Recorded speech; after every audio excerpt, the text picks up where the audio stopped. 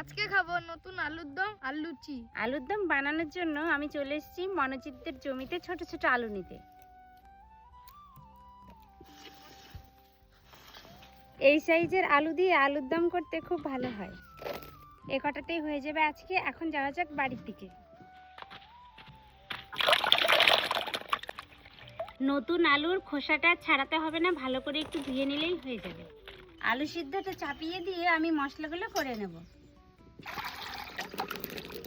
সামান্য লবণ দিয়ে সিদ্ধ করব। প্রথমে পেঁয়াজ আদা রসুন কেটে নেব।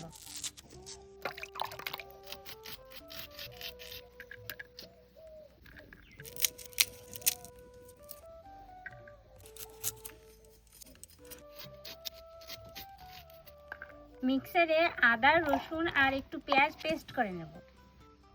আলুটা সিদ্ধ হতে এখনো বেশ কিছুটা সময় লাগবে, তাই আমি ময়দাটা মেখে নিচ্ছি। দিয়ে দিচ্ছি সাদা তেল আর সামান্য চিনি, লবণ। এবার অল্প অল্প করে জল দিয়ে মেখে নেব।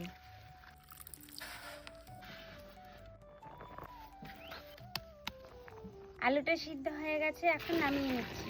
কড়াইতে দিয়ে দিচ্ছি সর্ষের তেল। সিদ্ধ আলুগুলো তেলের মধ্যে দিয়ে দিচ্ছি। সামান্য হলুদ দিয়ে দিচ্ছি। আলুটা ভাজা হয়ে গেছে, এখন তুলে নিচ্ছি। আলু ভাজা তেলে দিয়ে দিচ্ছি শুকনো লঙ্কা, তেজপাতা, জিরে। দিয়ে দিচ্ছি পেঁয়াজ, আদা রসুন পেঁয়াজ বাটা, জিরে গুঁড়ি, ধনে গুঁড়ি, লবণ, হলুদ, লঙ্কার গুঁড়ি। মশলাটা কষার জন্য দিয়ে দিচ্ছি সামান্য জল। মশলাটা কষে গেছে, দিয়ে দিচ্ছি টক দই।